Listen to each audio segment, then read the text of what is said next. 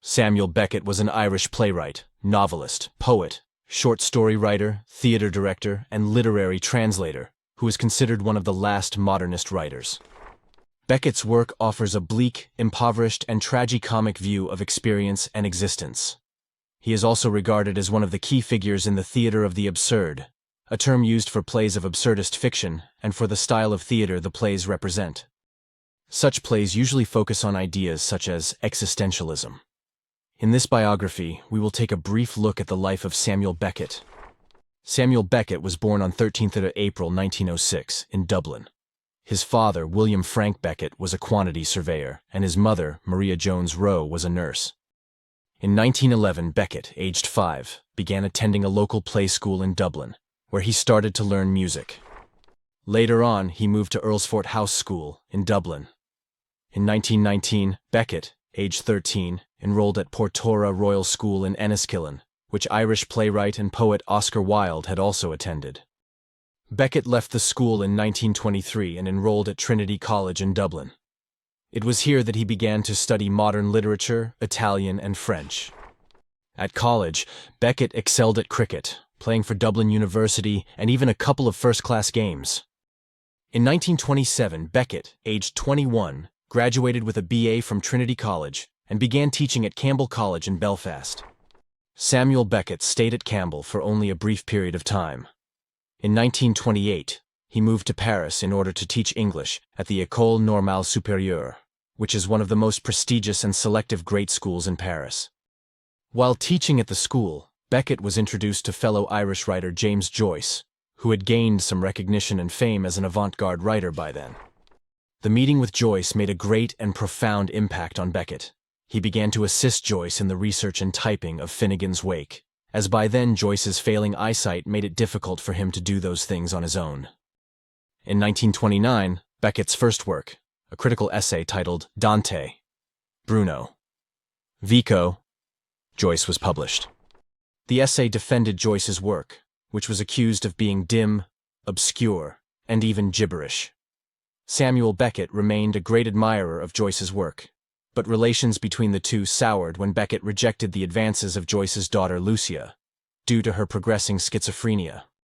During this period, Beckett's first short story Assumption was published in the experimental literary journal called Transition. Beckett also wrote a poem called Horoscope, for which he won a minor literary prize the following year. The poem draws on a biography of René Descartes that Beckett was reading at the time. In 1930, Beckett's essay Proust was published. The essay was a critical study of the French author Marcel Proust. In 1930, Samuel Beckett left Paris for Dublin and returned to Trinity College as a lecturer. The same year, Beckett presented a paper, a literary parody, to the Modern Languages Society of Trinity. The paper was based on the Toulouse poet Jean Duchaz, founder of a movement called Le Concentrisme. Neither the poet nor the movement really existed. In late 1931, Beckett resigned from Trinity College, bringing an end to his brief academic career. After leaving Trinity in 1931, Samuel Beckett began traveling throughout Europe. Following his father's death, Beckett spent some time in London and began his 2 years treatment with influential English psychoanalyst Dr. Wilfred Bion. Aspects of this became evident in Beckett's subsequent works, such as Watt and Waiting for Godot. In 1932, while living in Paris, Samuel Beckett wrote his first novel, Dream of Fair, to middling women. The autobiographical novel was rejected many times by multiple publishers until Beckett finally decided to abandon it. The novel rejects realism in the characters, even going as far as to criticize realist writers such as Jane Austen and Honoré de Balzac for the rigidity of their characters. Even though the novel was not published in his lifetime, it served as a source of inspiration for many of Beckett's early poems, as well as for his 1934 short story collection, More Pricks Than Kicks. The novel in its entirety was finally published in 1992, 3 years after Beckett's death. In his early years, Samuel Beckett published many essays and reviews of poems by fellow Irish writers and poets such as Thomas McGreevy, Bláthnaid Salkeld, Denis Devlin, and Brian Coffey. Beckett's early works were strongly influenced by James Joyce. In 1934, his first full-length book, More Pricks Than Kicks, was published by Chatto and Windus. The book is a collection of short stories, which also contains several extracts from his unpublished novel, Dream of Fair to Middling Women. The stories trace the life of Balakwa Shua, the book's main character, from his student days up until his accidental death. In 1935, Beckett published a book of poetry titled Echoes, Bones, and Other Precipitates. Samuel Beckett began working on his novel Murphy in 1935. By 1936, the book was completed and he left to travel around Germany. While he traveled, Beckett maintained several notebooks with lists of noteworthy artworks he saw across Germany. In these notebooks, he also wrote down his distaste for Nazi brutality and savagery. After the trip, Beckett briefly returned to Ireland in 1937 and oversaw the publication of Murphy. After many rejections, the novel was finally published in 1938 by Routledge, on the recommendation of Jack Butler Yeats, an Irish artist and the brother of W.B. Yeats. The novel is an avant-garde work of literature and Beckett's second published prose work. It explores the themes of insanity and chess, which would be recurrent themes in Beckett's subsequent works.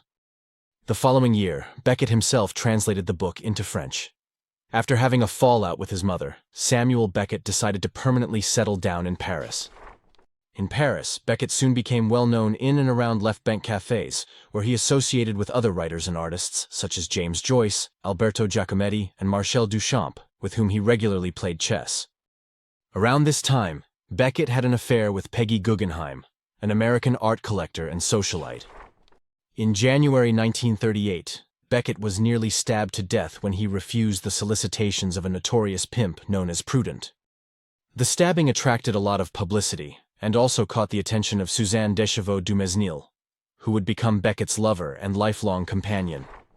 Beckett eventually dropped the charges against his attacker, mostly in order to avoid further formalities. After the outbreak of the Second World War in 1939, Samuel Beckett stayed back in Paris, saying that he preferred France at war to Ireland at peace. When German forces occupied France in 1940, Beckett joined the French resistance and worked as a courier, escaping the Gestapo on several occasions. In 1942, Beckett's unit was betrayed, and he and Suzanne were forced to flee to the south on foot. They eventually found safety in the village of Roussillon, a commune in the Vaucluse department of the Provence-Alpes-Côte d'Azur region in southeastern France. During his 2-year stay in Roussillon, Beckett continued to assist the resistance by storing armaments in his backyard. He also indirectly helped the Marquis, the rural guerrilla bands of French resistance fighters, sabotage the German army in the Vaucluse mountains. During this time, he also began working on the novel Watt, which was completed in 1945. For his wartime efforts, Beckett was awarded the Croix de Guerre, a French military decoration, and the Médaille de la Résistance, the Resistance Medal, by the French government. In 1945, Samuel Beckett went to Dublin on a brief visit. One day, while in his mother's room, Beckett had a revelation that would change his literary direction for the rest of his career.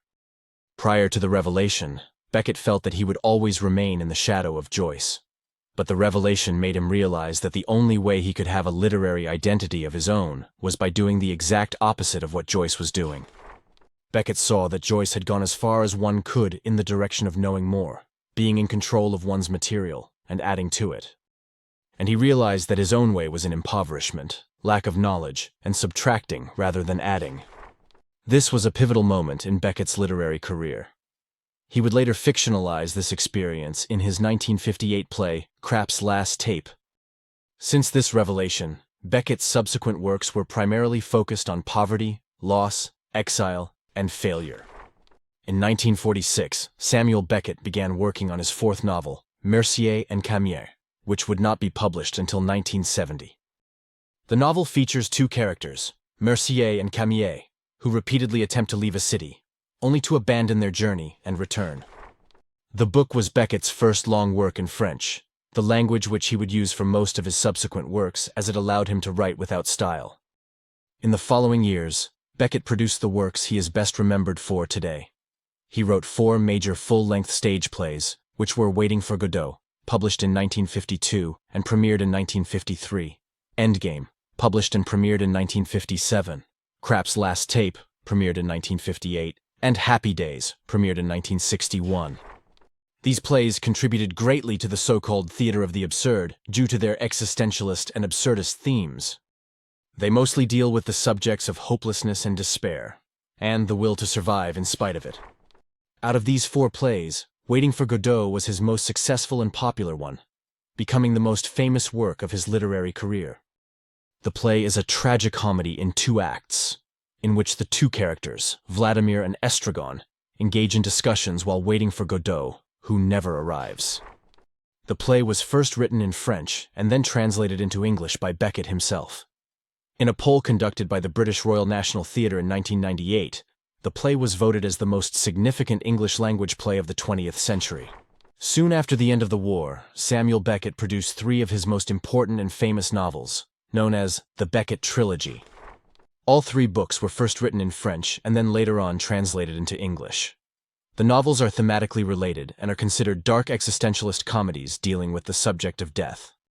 The first novel, Malloy, published in 1951, has many characteristics of a conventional novel, such as plot, movement, time, and place. But in the second and third novels, the prose becomes increasingly sparse, bare, and stripped down. In Malone Dies, published in 1951, Beckett largely dispenses with plot and movement, but retains some indication of place and time. The major action of the book is conveyed through interior monologue. In The Unnamable, published in 1953, Beckett almost completely dispenses with any sense of movement, plot, time, and place. The essential theme seems to be the conflict between the voice's desire and drive to continue speaking so as to continue existing, and its desire and urge to be silent. Though the 3 novels are considered essentially pessimistic in nature, the will to live in spite of despair seems to stand out in all 3 works. Throughout the 1960s and 1970s, Beckett's work became increasingly sparse, bare, and compact, which led to his works being described as minimalist in nature.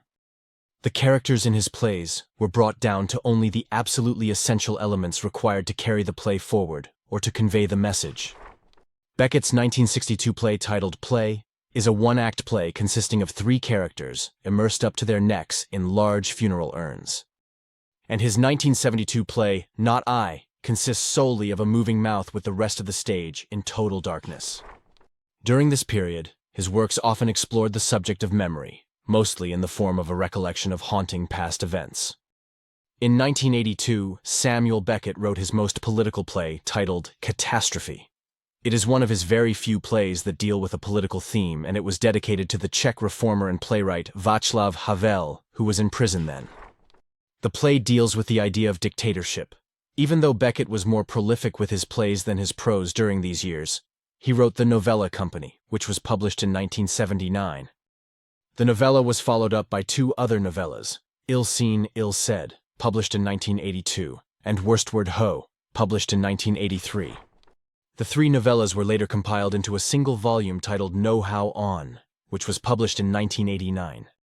In his later works, Beckett deals with the subject of aloneness and the desire to successfully connect with other human beings. In his later years, Samuel Beckett became more and more famous for his literary works. The success of his plays resulted in him receiving many invitations to attend rehearsals and productions around the world. These invitations opened up a new career for him as a theater director. Beckett also began getting offers for writing plays for radio, television, and cinema. From the late 1950s onward, he began a relationship with Barbara Bray, an English translator, critic, and script editor for the BBC. His relationship with her would last for the rest of his life, and in 1961, Beckett married Suzanne in a secret civil ceremony in England. In October of 1969, Beckett was awarded the Nobel Prize in Literature. His fame grew, and he began to receive more requests for interviews. But he seldom agreed to give any. Beckett often met with other writers, artists, scholars, and admirers with whom he freely discussed his work and the process behind it. In his final days, Beckett suffered from emphysema, a type of lung disease characterized by long-term respiratory symptoms, and possibly even Parkinson's disease. He was mostly confined to a nursing home and a hospital. Samuel Beckett died on 22 December 1989. The same year, on the 17th of July, Suzanne passed away.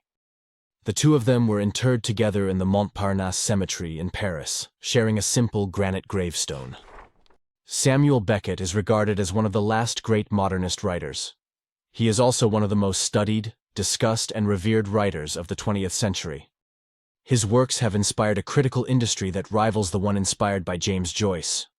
Beckett's work opened up the possibility of fiction and theater being able to dispense with components like plot, characterization, time, place, etc., to only focus on essential elements of the human condition. His work is a direct, sustained attack on the realist tradition, for which he has also been criticized by many critics. Other great writers such as Tom Stoppard, Václav Havel, Harold Pinter, Aidan Higgins, J.M. Coetzee, and Richard Kalich have been influenced by Beckett's work. Since his death, Beckett has been regarded as a national icon in Ireland, and as one of the most important writers of the 20th century.